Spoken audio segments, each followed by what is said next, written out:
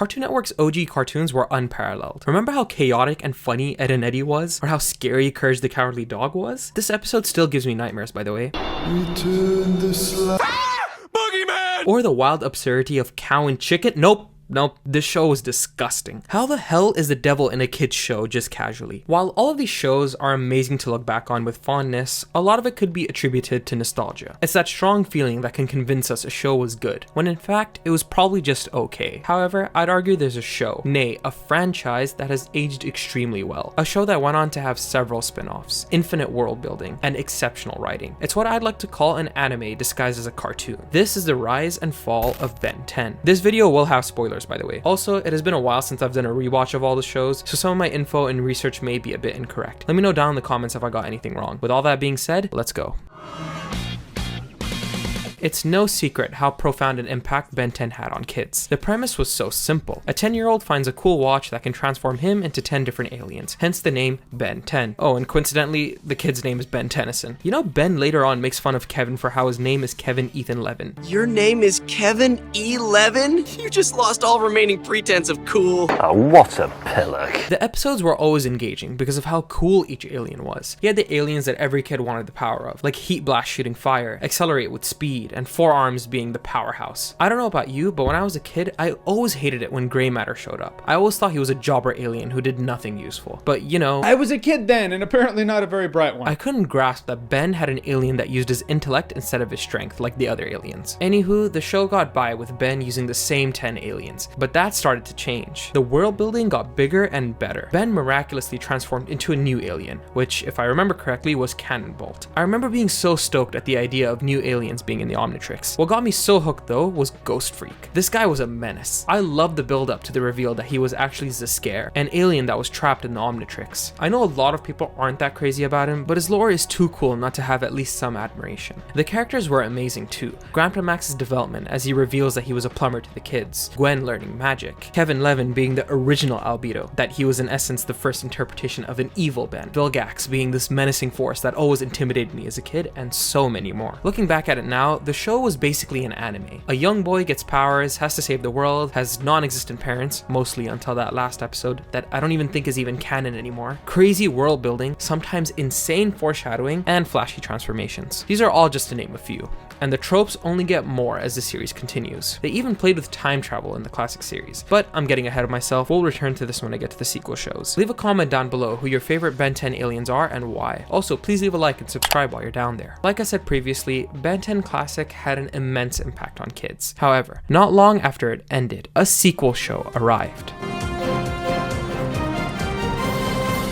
Set 5 years after the original show, we got Ben 10 Alien Force. From the very first episode, you can tell that this is not the same show you grew up with. Colors were darker, the tone was more serious, Grandpa Max is missing, Ben hasn't worn the Omnitrix in years, and what the hell are these creepy looking squid monsters? And me, I was all for it. New aliens and new enemies, and building upon the original lore. This is how you do a sequel show. When Alien Force started, it wasn't afraid to actually experiment, instead of just using the old concepts. Looking back now, how the hell did they have the balls to do some of this shit? Having completely new aliens that more or less function completely different than the previous ones, having Kevin become a good guy. On paper, this sounds extremely risky, and yet fans loved it. Why? Well, it's because this show recognizes that kids aren't going to be kids forever. Sure, it aired very soon after the original series ended, but it's one of those shows that adults could even appreciate. And yeah, there may have been fewer viewers in the classic series because, let's face it, kids see kid having powers, kid is happy. Oh yeah, Alien Force also brought with it one of the most talked about aliens to ever grace the fandom. I remember when the show first started airing, and when you watched the intro for the first few episodes, you could see this alien, but he was blacked out, kinda like a locked video game character. And so it was revealed that this alien is known as Alien X!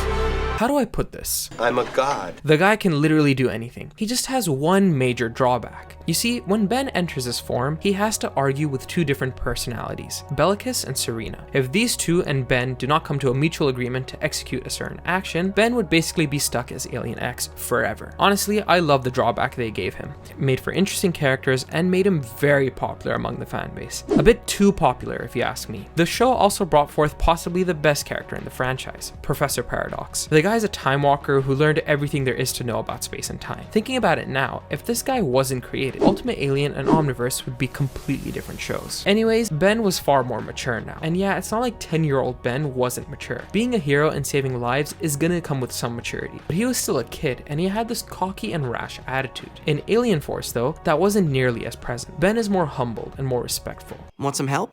You wanna help me? Go away. Fine by me.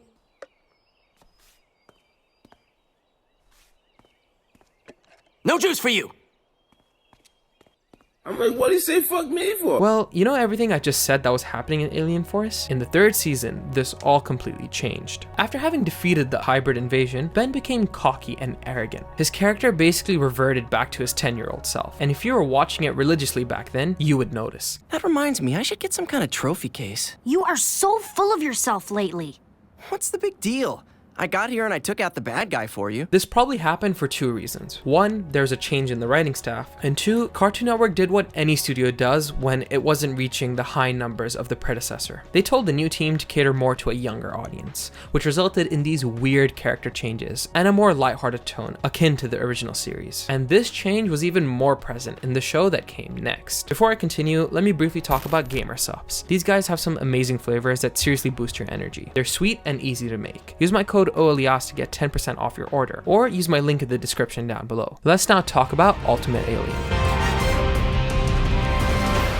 After being given the Ultimatrix, a device that gives him the ability to evolve his alien transformations,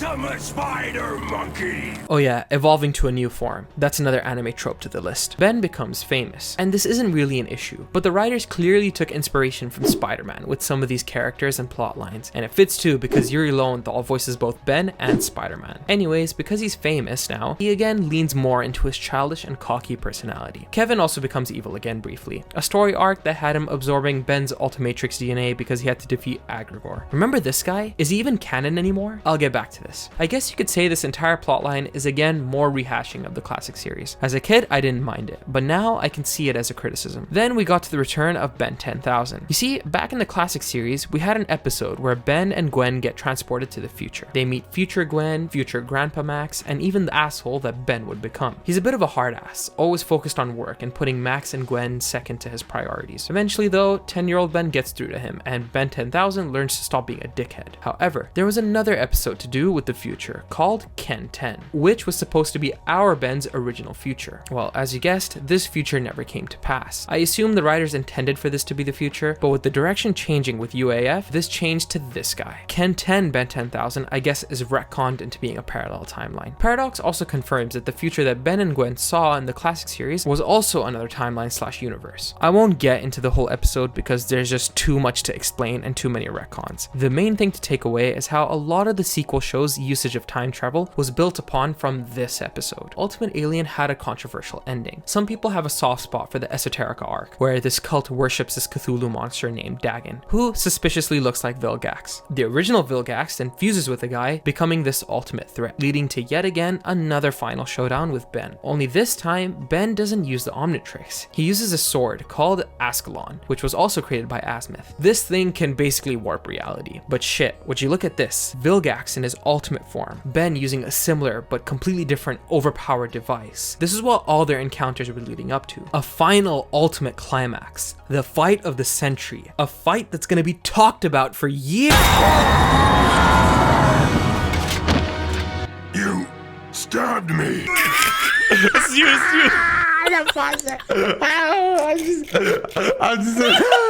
And thus became the most forgettable final battle in the whole franchise, if you can even call it that. I did, however, like the ending, where Ben is tempted to use the sword, the Ultimatrix, and Dagon's power to get rid of all evil on Earth. The cost? Becoming a god. With the help of Gwen, Kevin, and Julie, he snaps out of it, and we get a nice quick montage sequence. We now get to Omniverse. Gwen leaves for college, taking Kevin with her, leaving Ben all alone, or so it would seem. Enter another goated character named Rook. So in essence, Ben 10 has now become a buddy cop show. Love the dynamic between these two characters. We do get cameos from Gwen and Kevin here and there, and we get some amazing concepts like the Nematrix and malware. But you see, Omniverse didn't just take place in the present. We also sometimes flash back to the past, to 11-year-old Ben. The show plays with non-linearity often, jumping back between these 2 points in time, but with that comes a great cost. Retcons and inconsistencies. Don't get me wrong, Omniverse had some insanely sick concepts. The show had a full story arc dedicated to Feedback, supposedly one of Ben's favorite aliens when he was 11. But thanks to this evil upgrade looking bastard called Malware, Feedback was killed and erased from the Omnitrix, leaving Ben distraught and depressed. We get a cool scene where present Ben and young Ben talk, metaphorically, where he forgives himself. This epiphanic moment leads to Feedback's return. But let's just pause here for a second. So you're meaning to tell me that Feedback was a new alien Ben got sometime after the classic series ended, but in Alien Force there was no mention of him? Even with Chromosome practically having the same powers as Feedback, we didn't get a slight smile from Ben or even a mention? A simple answer obviously is that the writers hadn't thought of Feedback yet, which is normal. The writers have stated multiple times that they make up things as they go.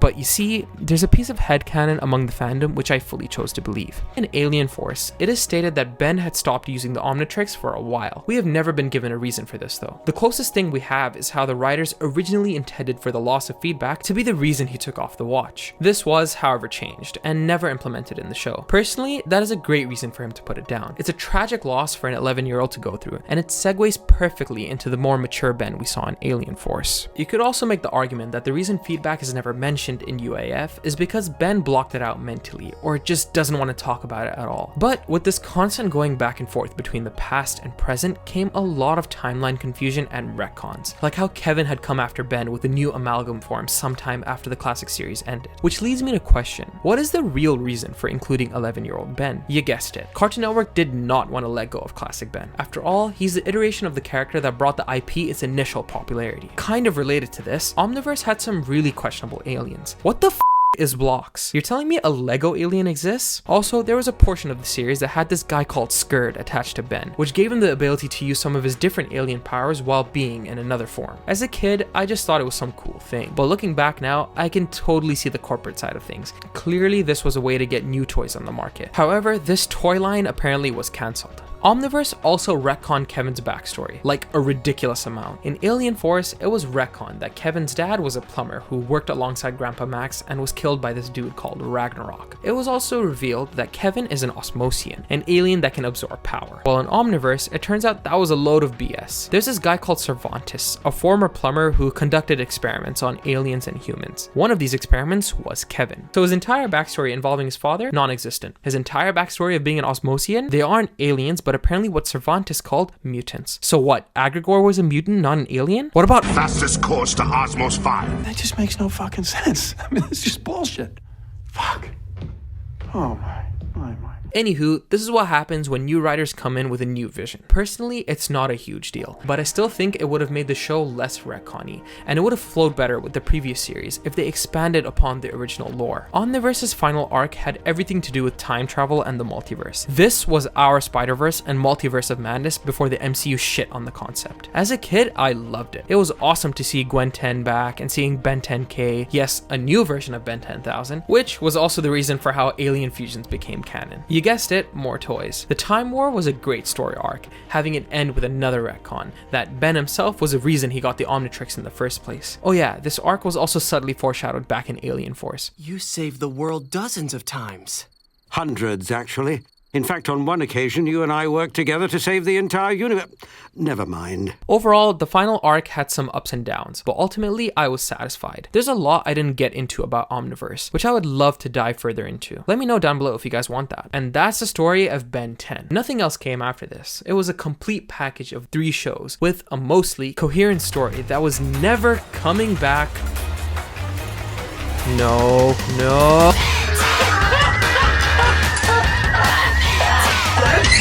I haven't seen the reboot series. I watched the first few episodes when it came out, but I lost interest pretty quickly. Ben is a kid again. The show is now more lighthearted in tone and clearly intended for a new generation of kids. I saw from a distance that some interesting concepts came into play, where Ben turns into Vilgax and how the original series somehow played a part. I haven't even seen this episode, but I assume it's more multiversal shenanigans. It's the universe. We're in the space beyond. Then what's that? That is the next universe over. I don't like it at all. The physics are terribly counterintuitive. After already experiencing a great story with the 3 shows, this change to a lighthearted tone was something that was of no interest to me. I assume this is because of the network wanting to gain more viewership and thus more money by catering to kids. And that's what I think ultimately caused the downfall of Ben 10. The inconsistent writing of Ben's character, the reboot series, and even some questionable Omniverse inclusions are where the show was at its weakest. The reboot series, in my opinion, took a step back and no longer focused on evolving the franchise as a whole. But with all that being said, I can safely say that all of these shows, including and especially Ben 10 Classic, have aged extremely well. Sure, nostalgia is there, but I still believe the world building and lore were amazing regardless of that. Let me just end with this. There's one thing most fans want: a new show that would be incredible for the future of Ben 10. You like that? You like what I did there? Most of us want an Adult Swim show of Ben 10,000. Now hear me out, I know this whole put it on Adult Swim and have it be dark scenario has become really played out, but let me just give you a key example of why and how this could work. You remember Samurai Jack? This show had a great story with a compelling villain. The problem was it never had an ending. So in 2017, Genndy Tartakovsky came back and had the final season air on Adult Swim. Now, despite it having a rushed ending, studio execs stopped giving showrunners less time. The first few episodes are peak fiction. It's a lot more mature than the show ever was. There's blood, there's themes of depression and guilt. It was a natural evolution of the show because everyone who watched it was no longer a kid. I'm sorry, but having Jack kill a human and his psyche breaking because in the original show he only ever killed robots was amazing storytelling. So why shouldn't Ben 10 get the same treatment? You know, most fans who grew up with the show are all grown up now, right? We've seen almost everything the show can throw at us, except it taking a much more mature tone, much more mature than Alien Force ever was. Imagine having a story about Ben 10,000 much later in the future, but he suffered major losses in his life, like Max, permanently this time, or even Kevin. We get a show that has Ben put in a position he's never been in before. I want this series to come back, but as a natural evolution of the show. Ben 10 deserves to be remembered. It deserves something more. Please leave a like and subscribe for more content like this. Do you guys want me to break down specific episodes in Ben 10? Leave some suggestions down below. Check out GamerSupps down below, and please check out my other cartoon videos here. Thanks for watching.